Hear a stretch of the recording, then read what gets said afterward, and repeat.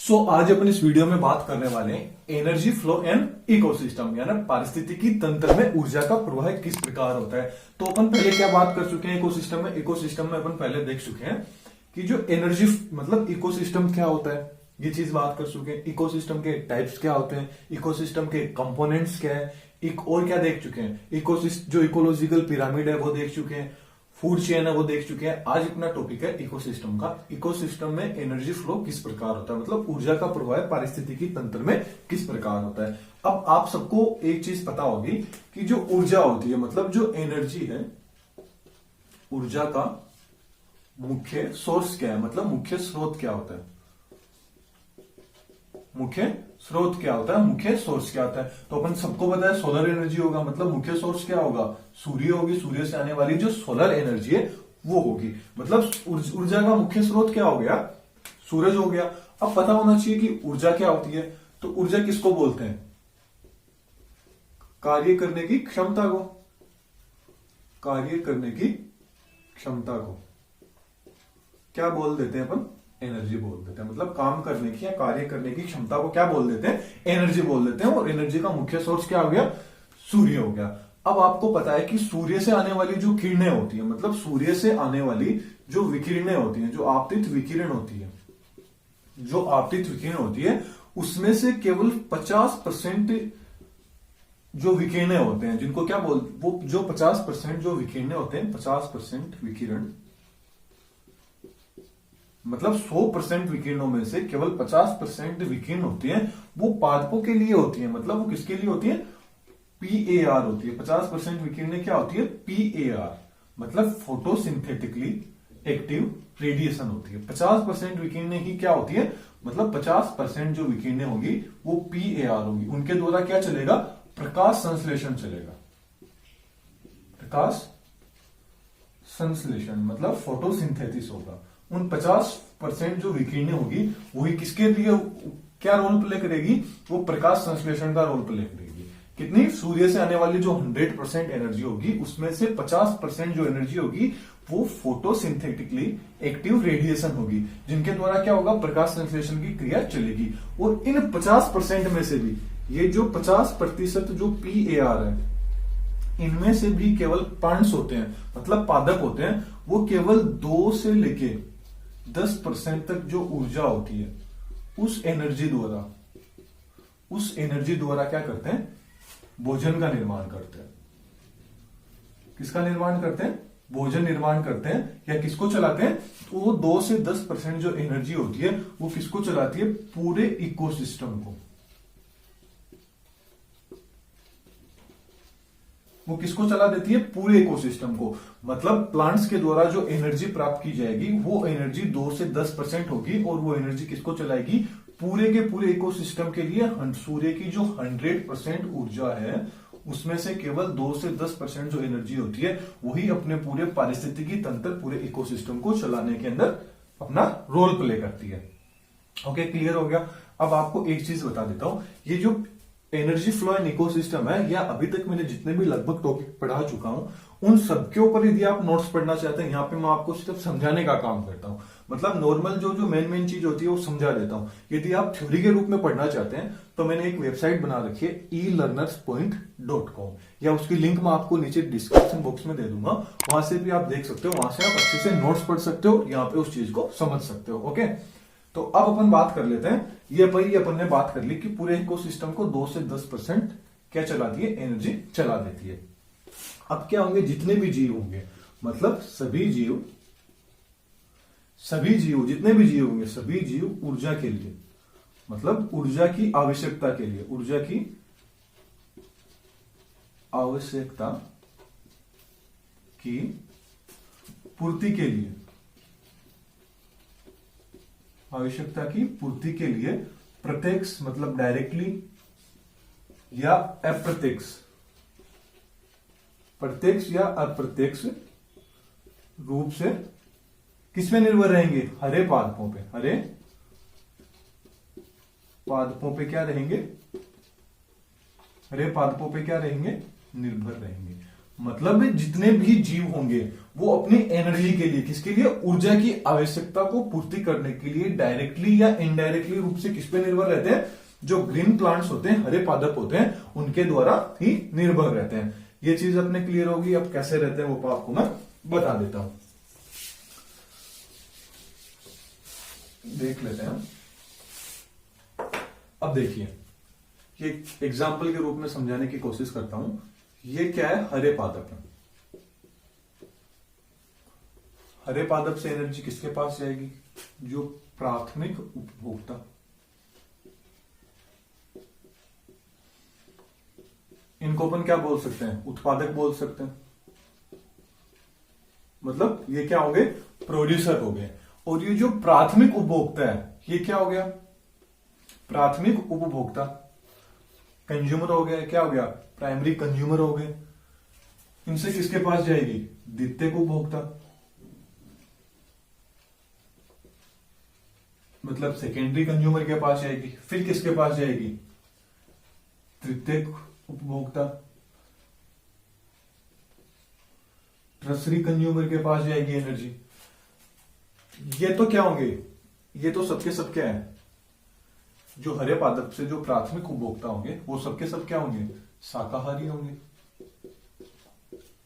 द्वितीयक उपभोक्ता क्या होंगे, मांसाहारी होंगे। ठीक है, ये क्या होंगे, तृतीयक जो उपभोक्ता होंगे वो उच्च मांसाहारी होंगे। क्या होंगे, उच्च मांसाहारी होंगे। क्या होंगे, उच्च मांसाहारी होंगे। अब आप देख रहे हैं एनर्जी कैसे जा रही है, हरे पादप से प्राथमिक उपभोक्ता के पास जा रही है, प्राथमिक उपभोक्ता से द्वितीयक उपभोक्ता के पास जा रही है, द्वितीयक उपभोक्ता से किसके पास जा रही है, तृतीयक उपभोक्ता के पास जा रही है। मतलब हरे पादप प्राथमिक उपभोक्ता, द्वितीयक उपभोक्ता एंड तृतीयक उपभोक्ता ऐसे जा रहे हैं। तो अपन क्या बोल सकते हैं कि जो एनर्जी का प्रवाह होता है, मतलब जो ऊर्जा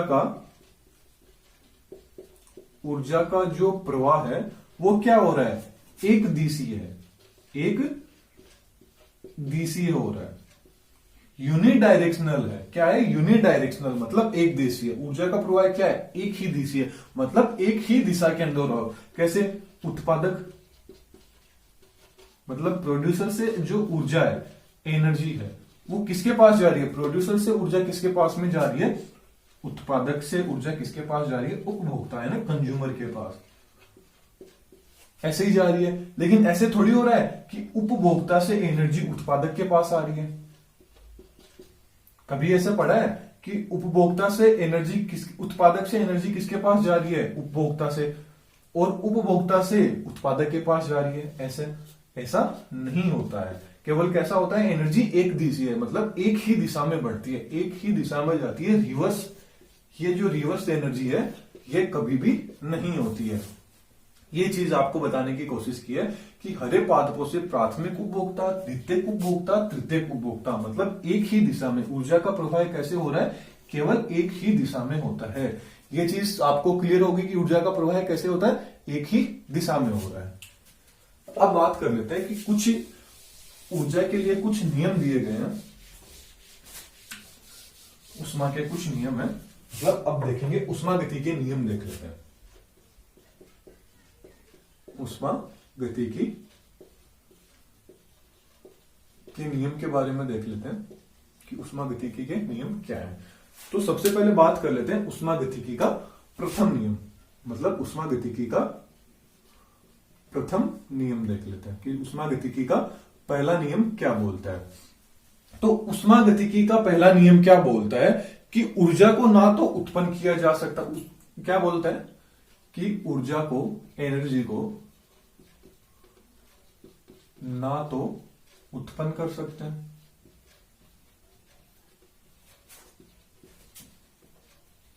उत्पन्न कर सकते हैं, और ना ही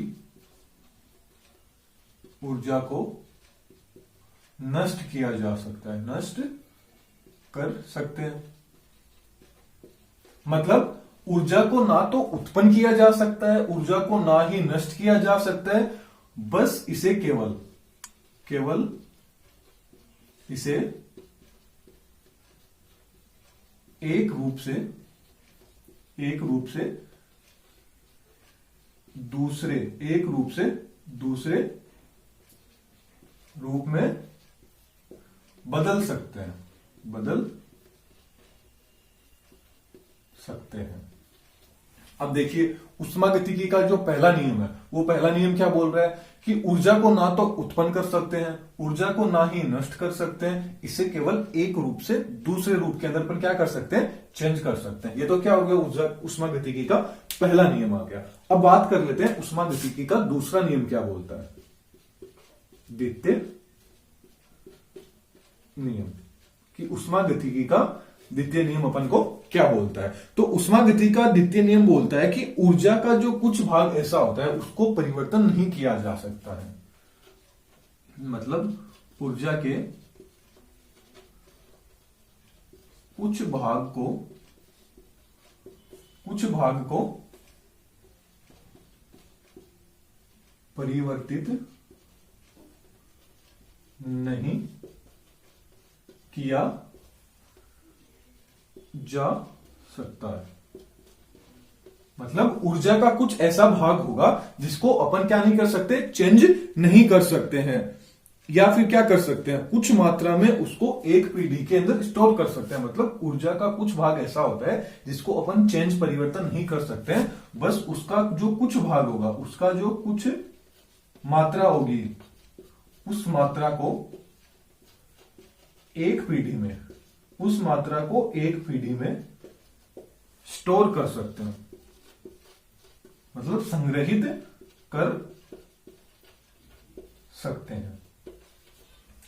तो उष्मागतिकी के क्या थे, दो नियम थे। उष्मागतिकी के क्या है, दो नियम है जो आप देख रहे हैं। एक तो कौन सा है, उष्मागतिकी का पहला नियम, एक है उष्मागतिकी का दूसरा नियम। पहला नियम क्या बोलता है, ऊर्जा को ना तो उत्पन्न कर सकते हैं, ना ही ऊर्जा को नष्ट किया जा सकता है, इसे एक रूप से केवल दूसरे रूप में बदला जा सकता है। जबकि द्वितीय नियम क्या बोलता है कि ऊर्जा के कुछ भाग को तो अपन परिवर्तन नहीं कर सकते हैं, लेकिन उसको कुछ मात्रा के अंदर एक पीढ़ी के अंदर अपन क्या कर सकते हैं, स्टोर कर सकते हैं। ये उष्मागतिकी के क्या हो गए, दो नियम हो गए। इसके बाद में अपन देखेंगे कि उष्मागतिकी के लिए अब एक नियम आ जाता है कि एनर्जी फ्लो के अंदर, इकोसिस्टम के अंदर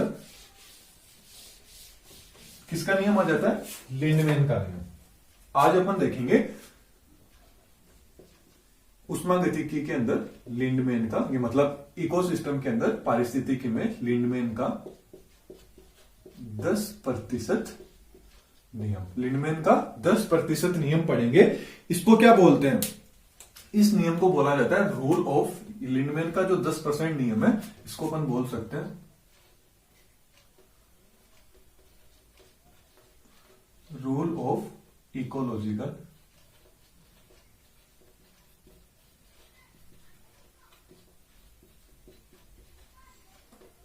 क्या बोलते हैं, रूल ऑफ इकोलॉजिकल तिथ भी बोला जाता है, मतलब पारिस्थितिकी दक्षांश का नियम। क्या बोला जाता है, पारिस्थितिकी दक्षांश का नियम, रूल ऑफ इकोलॉजिकल तिथ। अब लिंडमैन का 10% नियम क्या था, इसको क्या बोलते हैं, याद रखने वाली चीज है, बहुत बार पूछ लिया जाता है कि रूल ऑफ इकोलॉजिकल तिथ क्या है, ऐसे भी पूछ लेंगे, या लिंडमैन का 10% नियम क्या है, ये भी पूछ लिया जाता है।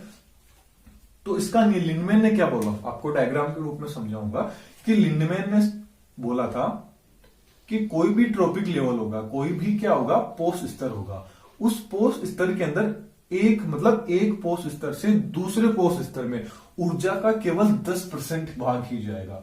मतलब एक पोष स्तर से दूसरे पोष स्तर में एनर्जी का 10% भाग ही जाएगा, बाकी का 90% जो भाग होगा उसको वो जीव क्या कर लेगा, यूज कर लेगा। कैसे भी यूज कर सकता है, शोषण के रूप में कर लिया, उत्सर्जन के रूप में कर लिया, कैसे भी वो कर सकता है। इन्होंने क्या बोला कि इन्होंने ट्रॉपिक लेवल बना दिए,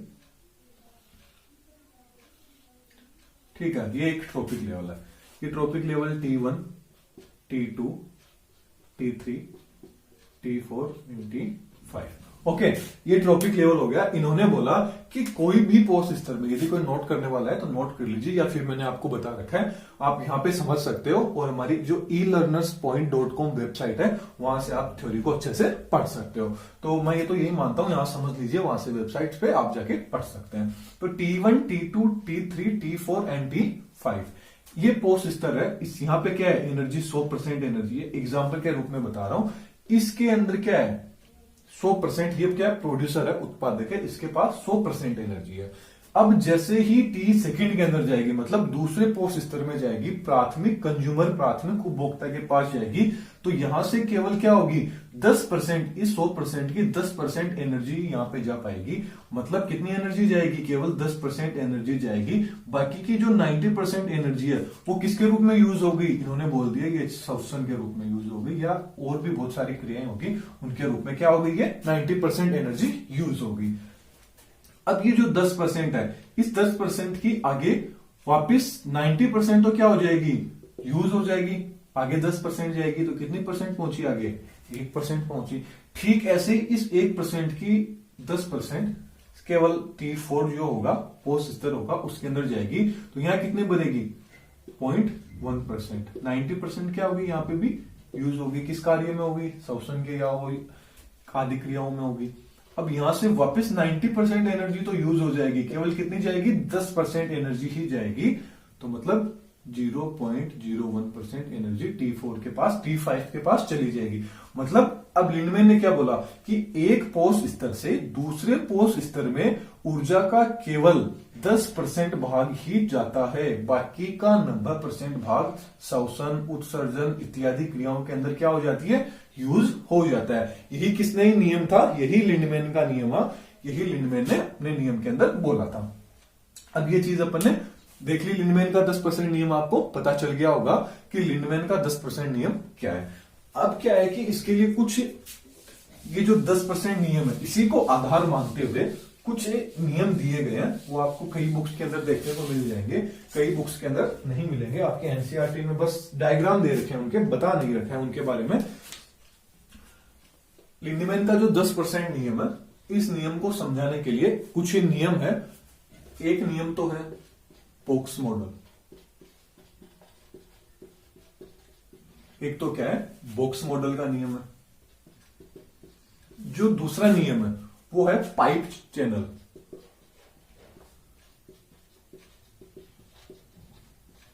पाइप चैनल मॉडल क्या है, एक तो है बॉक्स मॉडल, एक क्या है, पाइप चैनल मॉडल है, एक कौन सा है, वाई शेप्ड मॉडल।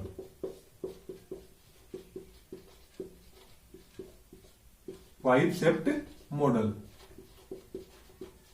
अब ये तीनों नियम क्या है, ये जो तीनों नियम है, ये तीनों नियम क्या है, 10% जो ऊर्जा है उसी के ऊपर आधारित है। तीनों के तीनों किसके ऊपर आधारित है, 10% जो एनर्जी है लिंडमैन का, उसके ऊपर ही क्या है, ये तीनों को तीनों। वैसे आपको कई जगह पांचवा चौथा नियम भी मिल जाएगा, जिसको अपन क्या बोलते हैं, यूनिवर्सल नियम बोलते हैं। जिसको क्या बोलते हैं,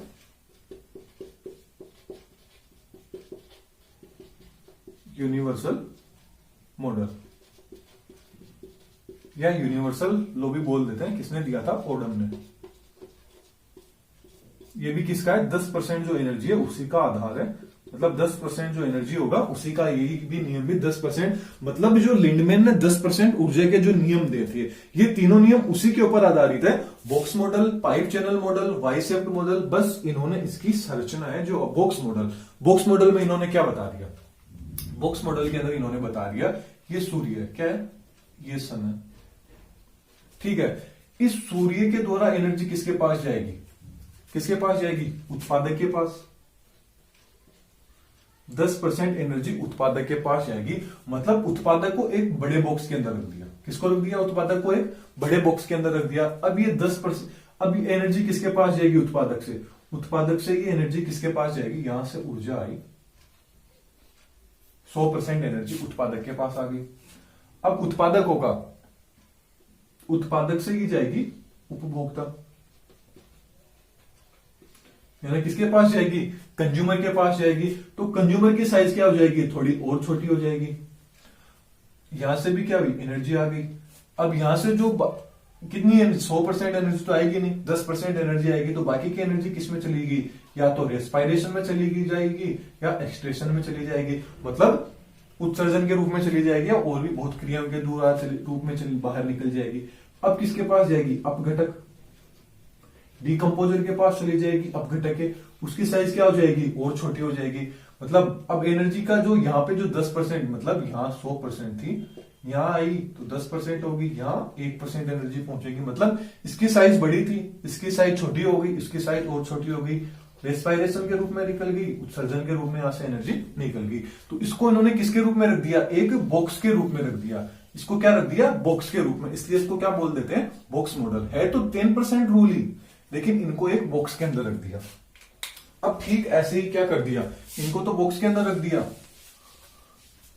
अब ये जो पाइप चैनल मॉडल है, इनको किसके अंदर रख दिया, एक पाइप चैनल के रूप में इसको बना दिया। कैसे बना दिया,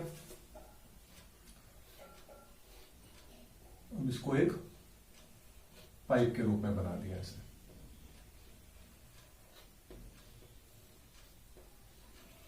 ऐसे एक पाइप के रूप में बना दिया। अब यहां ये सूर्य सन, यहां से क्या होगी, एनर्जी किसके पास जाएगी, प्रोड्यूसर के पास जाएगी। प्रोड्यूसर से ये एनर्जी किसके पास जाएगी, कंज्यूमर के पास जाएगी, उपभोक्ता के पास जाएगी। उपभोक्ता से कहां चली जाएगी, डिकम्पोजर के पास चली जाएगी। किसके पास चली जाएगी, प्रोड्यूसर से कंज्यूमर, कंज्यूमर से डिकम्पोजर यानी अपघटन के पास ये एनर्जी चली जाएगी। अब यहां से ये एनर्जी क्या है, प्रोड्यूसर इस एनर्जी को किसके रूप में निकाल देगा, थोड़ी बहुत एनर्जी खर्च होगी, रेस्पायरेशन के रूप में निकल जाएगी। कंज्यूमर से भी रेस्पायरेशन के रूप में निकल जाएगी, एक्सट्रेशन के रूप में रख जाएगी, या कोई और क्रियाएं होंगी उनके रूप में। ऐसे डिकम्पोजिट के पास भी क्या होगी, रेस्पायरेशन के रूप में, एक्सट्रेशन के रूप में, या कुछ भी और क्रिया होगी उनके रूप में। मतलब इसको इन्होंने किसका रख दिया, पाइप के रूप में, मतलब पाइप चैनल के रूप में रख दिया। एक पाइप के रूप में बता दिया कि एनर्जी ऐसे प्रोड्यूसर के पास आती है, ऐसे कंज्यूमर के पास जाती है, ऐसे डिकम्पोजर के पास जाती है, और ये एनर्जी ऐसे, मतलब इसके पास 100% थी, यहाँ की 100% का 10% पास पहुंचेगी, मतलब 90% यूज हो जाएगी, केवल 10% एनर्जी पहुंचेगी। और यहाँ पे केवल 1%, मतलब 10 का फिर से 90% तो यूज कर लेगा, केवल 10% जाएगी, तो 1% एनर्जी यहां चलेगी। ये क्या दे दिया, पाइप चैनल मॉडल दे दिया। इसके बाद में जो वाई शेप्ड मॉडल है, इसको बता दिया, वाई शेप्ड मॉडल को बता दिया।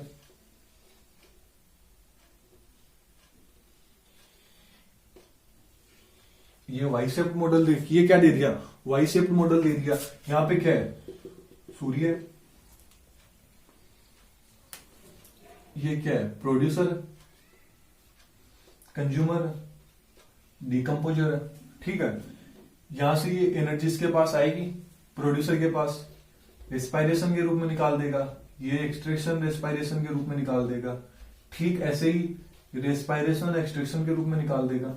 मतलब एनर्जी इनके पास आ रही है, कितनी परसेंट आई, 100% एनर्जी आई। यहाँ 10% एनर्जी चली गई, यहाँ पे 1% एनर्जी चली गई, मतलब 10% एनर्जी एक पीढ़ी से दूसरी पीढ़ी के अंदर जा रही है। मतलब एक ट्रॉपिक लेवल से दूसरे ट्रॉपिक लेवल हो रहा है, वहां पे कितनी जा रही है, 10% एनर्जी जा रही है। बाकी की 90% एनर्जी रेस्पायरेशन के रूप में, एक्सट्रेशन के रूप में क्या हो रही है, निकल रही है। ये इन्होंने इसकी साइज क्या रख दी, वाई शेप्ड रख दी। बस ऐसे ही box model, pipe chain model, Y shaped model, universal model था। 10% मतलब ऑटोट्रोपस होगा, उसे हेट्रोट्रोपस के पास कितनी जाएगी, 10% चली जाएगी। कितनी चली जाएगी, 10% एनर्जी किसके पास चली जाएगी, जो ऑटोट्रोपस होगा उसे हेट्रोट्रोपस के पास कितनी जाएगी, केवल 10% एनर्जी चली जाएगी। तो ये था box model, pipe chain model, Y shaped model and universal model. ये 4 मॉडल भी दिए गए थे, लेकिन कई जगह आपको मिल जाएंगे, कई जगह आपको नहीं मिलेंगे।